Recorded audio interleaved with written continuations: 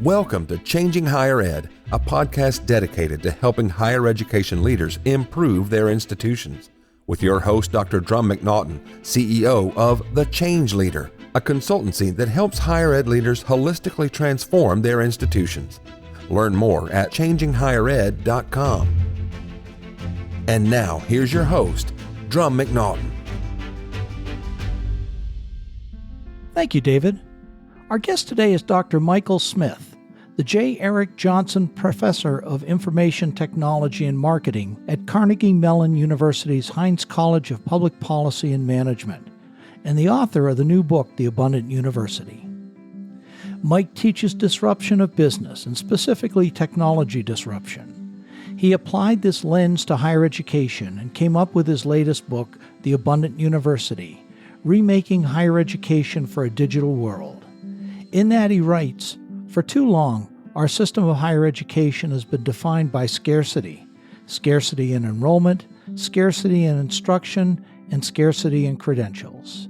In addition to failing students professionally, this system has exacerbated social injustice and socioeconomic stratification across the globe."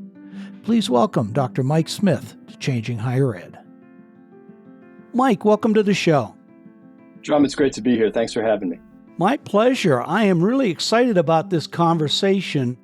You just recently released your book, The Abundant University, and I've read through parts of it and my jaw's dropping, to be really blunt.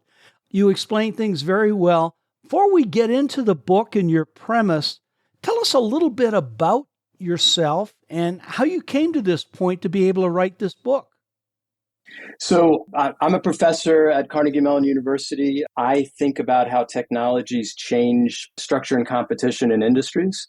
My colleague and I did a lot of work on the entertainment industry and just how blind they were in the early 2010s to what was about to change, how Netflix, Amazon, and Google were about to change them. And early in the pandemic, I started to hear people in higher education saying almost exactly the same things as what we were hearing from the entertainment industry in the early 2010s. Well, that's interesting because if you take a look, and the only reason I know this is by reading parts of your book and talking with you. If you take a look at the entertainment industry, you've got 6 major corporations which essentially control it and have controlled it for years. What's with that? So that comes back to a quote we heard. We had the president of home entertainment at one of the big 6 studios come to our class in 2015. And my colleague Rahul asked him, "Are you at all worried about the threat that new technologies, Amazon, Netflix, and Google might pose to your business?" And he said, "You know what? My business is different. The same 6 studios have been around for the last 100 years. There's a reason for that, and that's not going to change." And what we thought about, on one hand, what he's saying is 100% correct. The same 6 studios had dominated his business. And it's not like the internet was the first technological shift they'd faced. But on the other hand, even in 2015, it felt like something much bigger was about to happen. So we started to sit down and think really hard about what's happening and why is it different than what the entertainment industry's faced for the last 100 years. And has it been? I think it has been. And honestly, we started by trying to use some of the standard theories of disruption, including Clay Christensen's, and with all due respect, they didn't really work for what we were seeing. They were designed to look at what happens when a single technological shift hits an industry. And in this case, there were at least 5 simultaneous technological shifts that were changing the entertainment industry. And so we came up with our own theory of disruption that in this book I'm calling structural disruption. Okay. Tell me a little bit. I've got a feeling that this is important for applying it to higher education, which is the focus of your book. So tell us a little bit about structural disruption. For structural disruption, what we did is we went back and said, you're right. The same 6 studios have dominated your business. Why is that?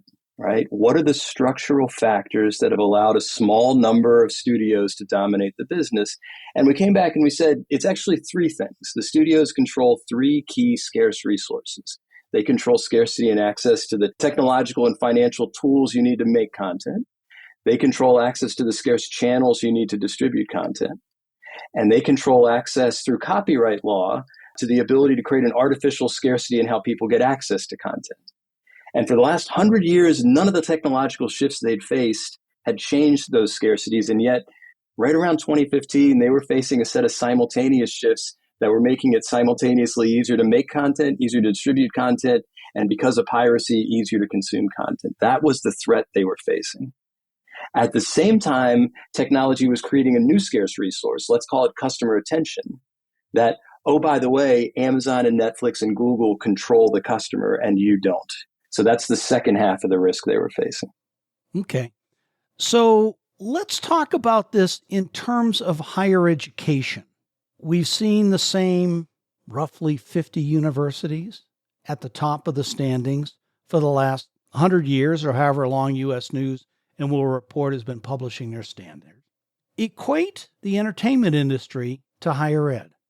Yeah. So early in the pandemic, I heard the then president of Ohio State University, Michael Drake, with all due respect, get asked almost the same question. Do you think online education is going to change the university? And give what I heard to be almost the same answer, which was essentially, you know what? Higher education is different.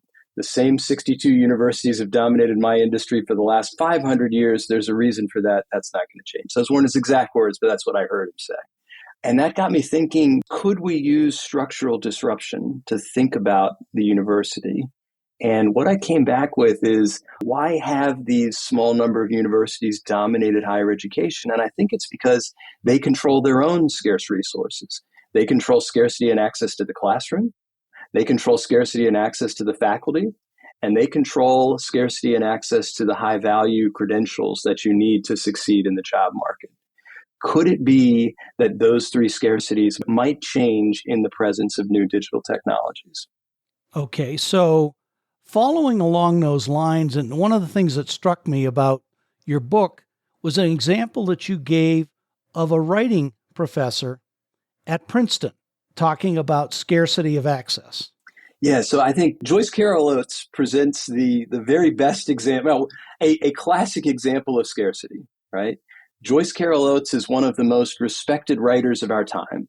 And wouldn't it be great if we could create abundance and access to her expertise? In today's model, we can't, because the only way to get taught by Joyce Carol Oates is to get into Princeton, which has a 5% accept rate, have the money to pay for Princeton, which is really hard, and then, oh, by the way, get access to her class where she only teaches a very small number of students per year. And for a long time, that was the best we could do.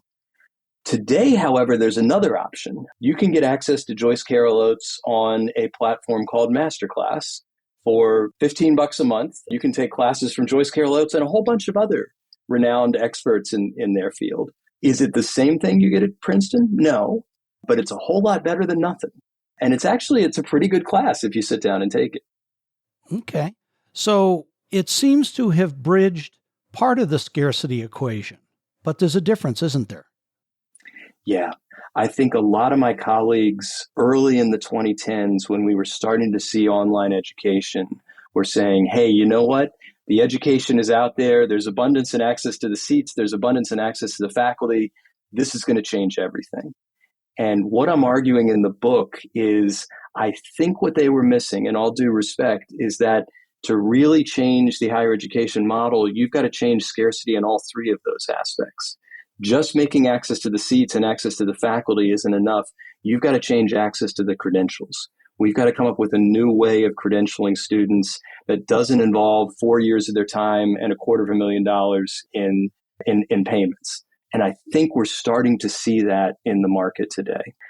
I have collected a set of headlines in a bunch of different news outlets, both on the right and on the left, with examples of specific companies that are saying we're de-emphasizing the 4-year degree in our hiring practices. We've always relied on the 4-year degree, and now we're going to de-emphasize it because we have other signals of whether students have the skills that we need for the job, A, and B, because we want to create a more diverse workforce. And we've recognized that we're not going to get the diversity we want if we continue to rely on traditional elite higher education to give it to us, because they don't have it. So if we take a look at what's going on in higher ed, what is the challenge? Is it access? Is it cost? Is it a social justice issue? I think all those things are challenges. And honestly, I started writing the book. I started writing a book about disruption, and I ended up writing a book about social justice, because about halfway through, what I realized is the real important issue here is not so much technology is going to disrupt higher education. It's that we in higher education should want to embrace this change. And I kept talking to people who were fighting desperately to keep this change from happening.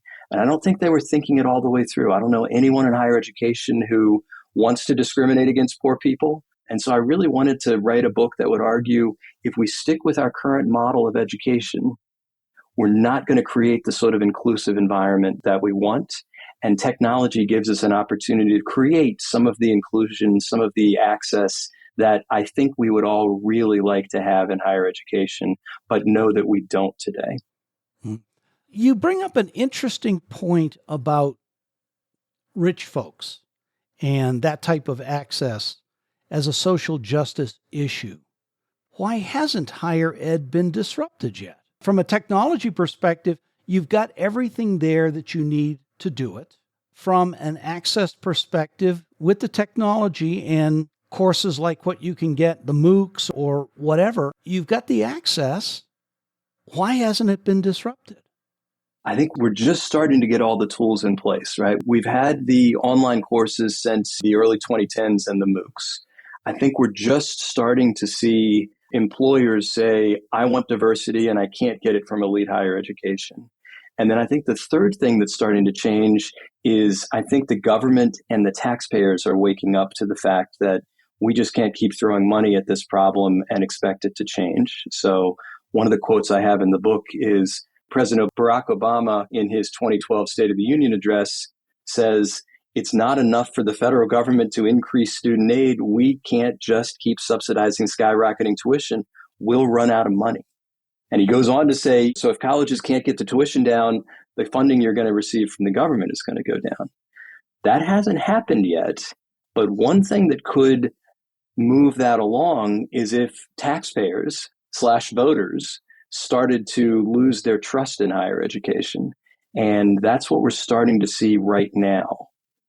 There was a Gallup poll that was published over the summer that showed only 36% of Americans say they have a great deal or quite a lot of confidence in higher education.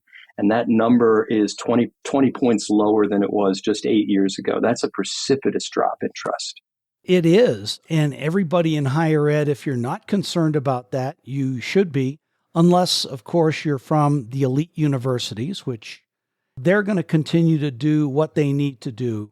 Your public flagships, the same sort of thing. What we're really talking about is regional publics, middle market schools, and smaller schools.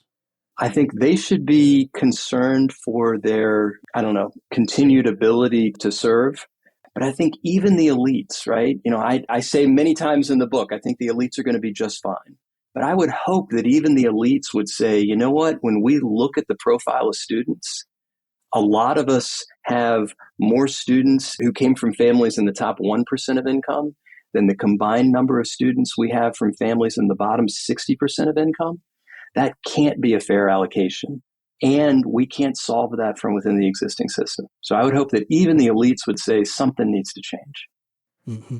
It's also interesting because when you take a look at the traditional purpose of higher education, it was for the public good, of course, but it was mainly to educate doctors, lawyers, things along those lines. Talk a little bit more about that, because you do that in the book. That's, I think, another interesting thing that we in higher education have to grapple with, right? For a long time, higher education was almost a finishing school for the landed gentry, right? And we know we want that. We know we want to change that. We know we want to make access to higher education more broadly available. But I think we also need to grapple with the fact that I don't see how we do it from within the constraints of our existing model. One of the things I talk a lot about in the book is all of our incentives are aligned with things that we know are going to advantage rich kids over poor kids. And in fact, I give an example of the president of Georgia State University, who did all the right things in terms of increasing access, and in fact, ended up with more Pell-eligible students at his college than the combined number of Pell-eligible students in the entire Ivy League. And his university dropped 33 places in the U.S. News and World Report rankings because of doing the right thing. He was punished by the market for doing what we all would want him to do. That's troubling. That's troubling, especially when you look at higher ed as, and it is, and it has been for many years, the number one way to change your economic status. We start off the book with a quote from the Truman Commission report. This is the Truman Commission report, 1947, says the democratic community cannot tolerate a society based on education for the well-to-do alone. If college opportunities are restricted to those in higher income brackets, the way is open to the creation and perpetuation of a class society which has no place in the American way of life. That's inspiring. 1947. It's 70 plus years later. How well are we doing at solving that problem? And the answer is we're failing. What the data tell us is that if you're a kid born into the top 1% of the income distribution, you've got a 1 in 4 chance of going to an elite, highly selective college, top 80 college, 1 in 4. If you're a kid born in the bottom 20% of income, you've got a 1 in 300 chance of going to the same college. If colleges are the avenue to advance yourself in society, and if we're not giving people outside of the rich access to it, we're just perpetuating the existing social inequality that we all want to solve.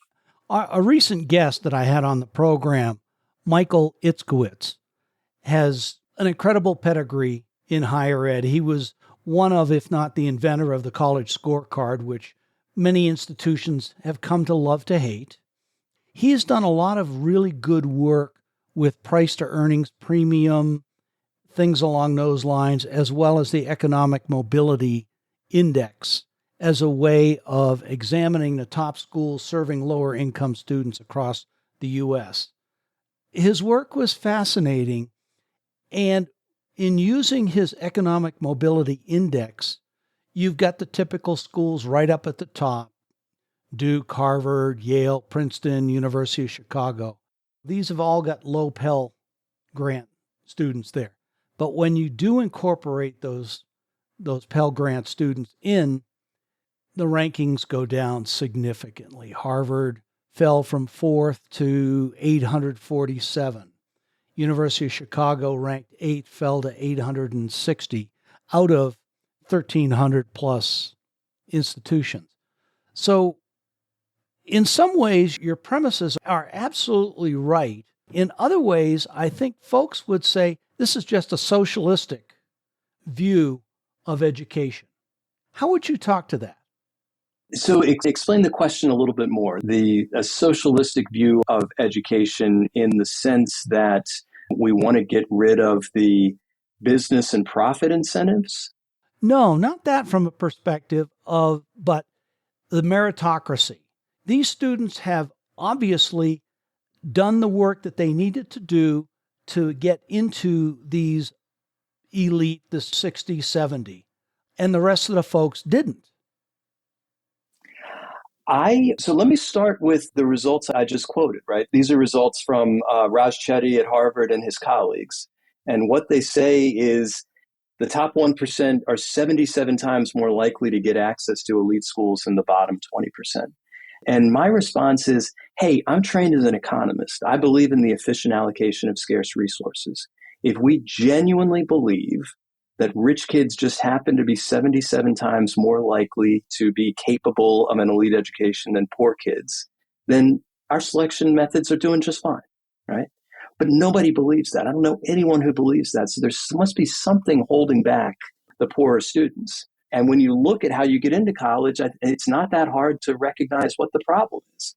A lot of these poor kids don't have access to SAT prep classes. They don't have access to college admissions advisors. They don't have access to $100,000 people who will help them write their college essays. They don't have access to squash classes so they can get involved in a squash club and be admitted as an athlete. And on down the line, we in higher education ought to take a really hard look at our admissions policies and say, there's something seriously wrong with how we admit students. And I haven't even talked about legacy preference and giving. One of the things I point out in the book is that when Harvard was sued by Students for Fair Admission, they had to give discovery. They had to give over emails from deans to admissions counselors. And one of those emails was from a dean to university advancement at Harvard. And the dean was asking, should I admit this student whose family has given us a whole bunch of money in the past? And University Advancement came back and said, you know what, the family doesn't have that much money left. They still have an art collection, but it'll probably won't come to us. It probably will go to this other museum. So no, we shouldn't admit that student. I mean, it was just that blatant and just that transactional. That's not about merit, friends. That's about using your power and privilege to manipulate the system. And I'll say it, we ought to be ashamed of ourselves. Not just Harvard, a lot of us. Yeah, I agree. And I wonder, is that in fact the norm, or is that the exception that proves the rule?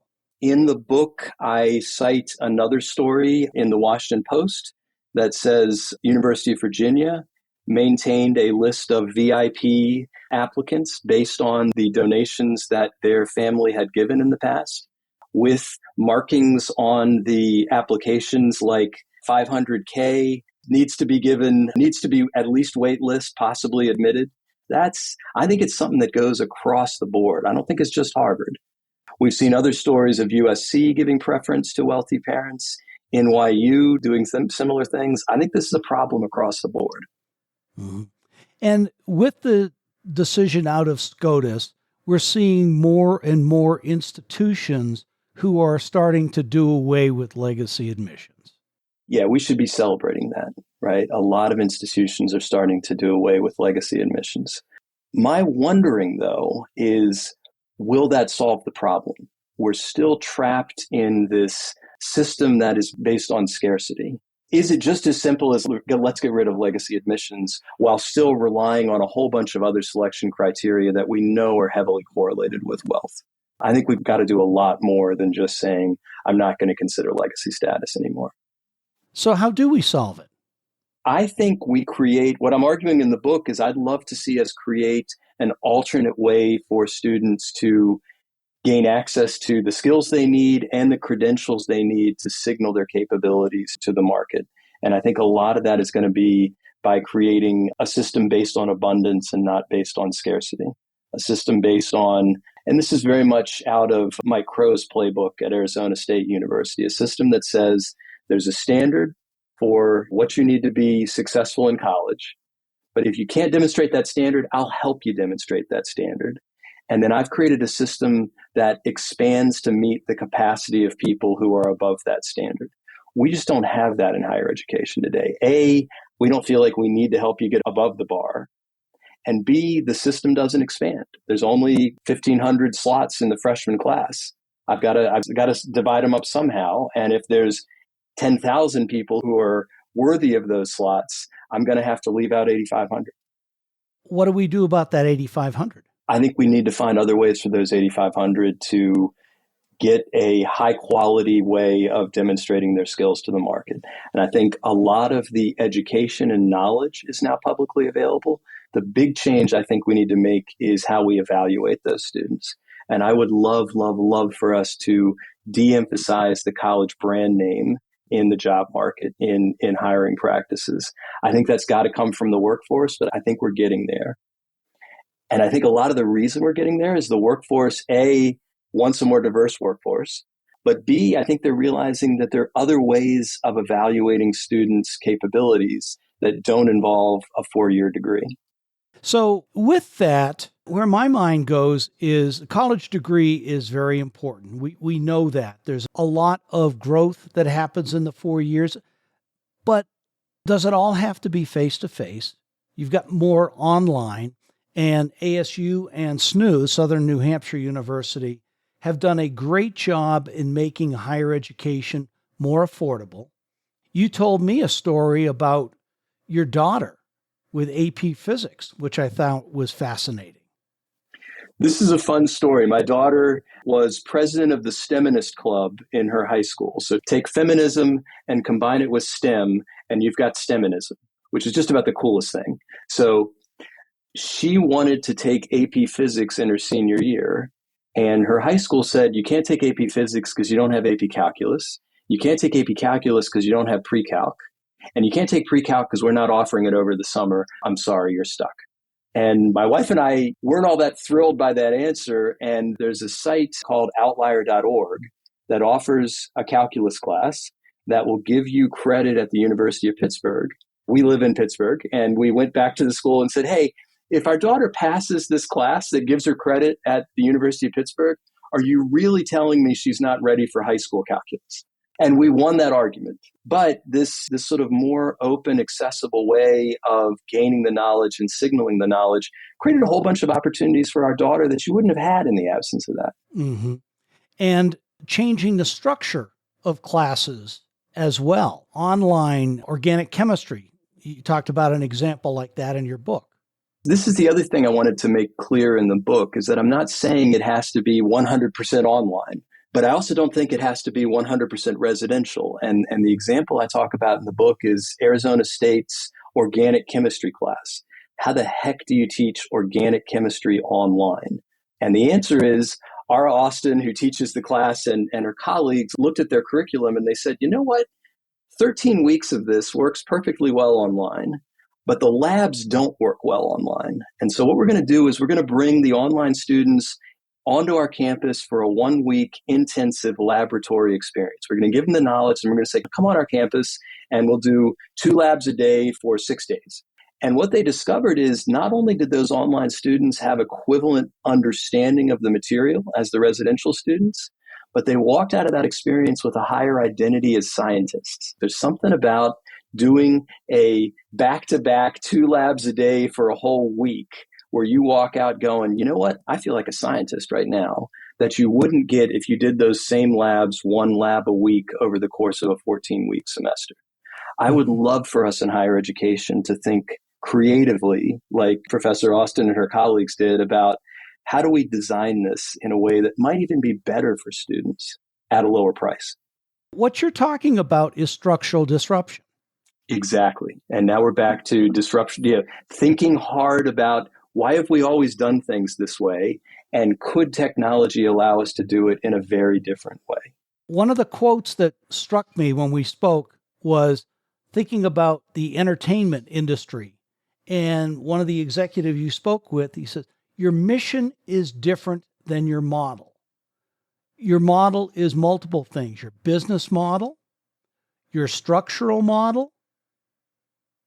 The mission of higher ed doesn't necessarily need to change, but the way we offer higher ed needs to change.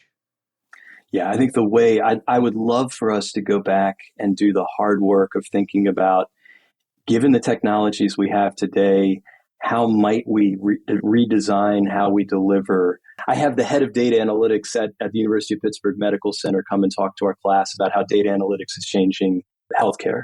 And what he said the last time he came was, you know what, we've looked at our data during COVID, and what we discovered is that for most medical procedures, telehealth gives you an equivalent health outcome as if you would have come into the office. There's some things you've got to come into the office to get, but for most things work just fine remotely. I would love for us in higher education to say, what are the things that we could do perfectly well remotely at a lower cost? And what are the things that really need to be done in person? And I don't think it's 100% on either side. It's going to be a blend of the two. And that's going to require some changes on our part, and change is hard. It certainly can be. Your example reminds me, I've got a good friend here in town. His name is Dr. Sanjeev Arora. He is the head of the ECHO project based out of the University of New Mexico. It's a global organization that gets remote healthcare to areas. It's online, it's remote clinics, et cetera, et cetera. He's presented to the UN. He's presented to multiple different governments. He's shaking up the way that healthcare is delivered. He's disrupting it, and he's making it much more inclusive for the people of the world, the people who really need it. And if your mission is to hold on to my comfortable private practice and the way I've always done things, I bet that's really threatening. But if your mission is to deliver healthcare as broadly as possible to the people who really need it, that ought to be just so energizing and exciting. I would love for us in higher education to rediscover our mission, right? Our mission is not helping rich kids get a leg up in the job market. What I argue in the book is our mission should be helping as many students as possible discover their unique talents, develop those talents so they can use those talents to the benefit of society. If that's our mission, I think technology could help us deliver that mission in ways that it's just not today. And coming back to Clayton Christensen, who you and I both have read his work and understand, the 25% of higher ed that he talked about going out of business probably is not going to happen, but the percentage is going to be a lot higher than it needs to be if we don't take a hard look at ourselves and how we're doing things.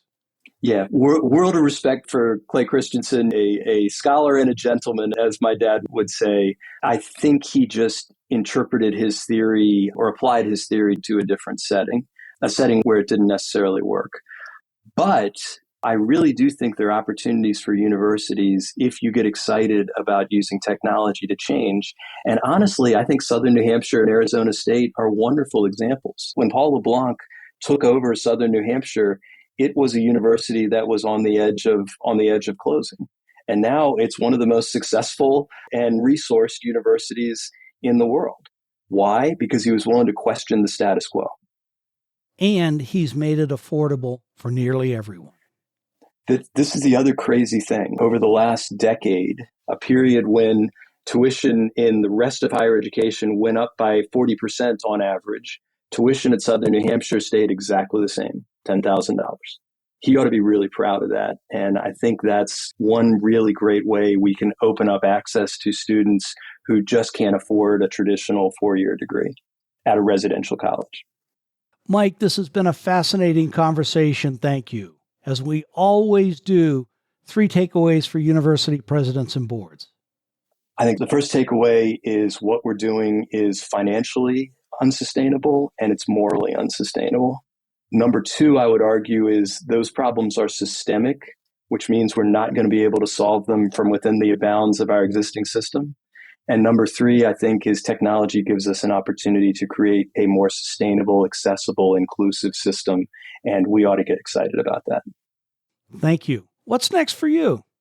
Oh, what's next for me is spending more time with my wife, which I haven't done enough of during writing this book. But I'd also love just to get the word out about what we're doing in higher education and how I think we can do better. So I'm hoping to do more awesome podcasts like yours and talk to folks about the opportunities I see for us going forward. Mike, thanks so much for being on the program. I thoroughly enjoyed our conversation and wish you and your book all the best. Thanks, Drum. Really appreciate it.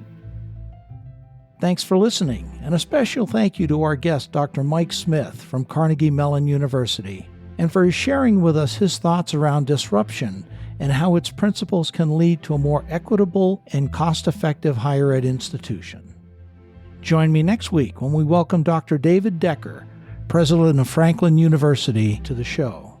Dr. Decker has one of those unique backgrounds where he's been in both business and higher education, and he will talk us through how he's applied the 4 P's of marketing: product, price, place, and promotion to drive Franklin's enrollment.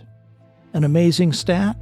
Franklin's enrollment grew a minimum of 4% during the pandemic when everybody else's was going down by double digits, and he's returned to double-digit growth last year. Thanks again for listening. See you next week. Changing Higher Ed is a production of The Change Leader, a consultancy committed to transforming higher ed institutions. Find more information about this topic, along with show notes on this episode, at changinghighered.com. If you've enjoyed this podcast, please subscribe to the show. and we would also value your honest rating and review. Email any questions, comments, or recommendations for topics or guests to podcast@changinghighered.com. Changing Higher Ed is produced and hosted by Dr. Drum McNaughton, post-production by David L. White.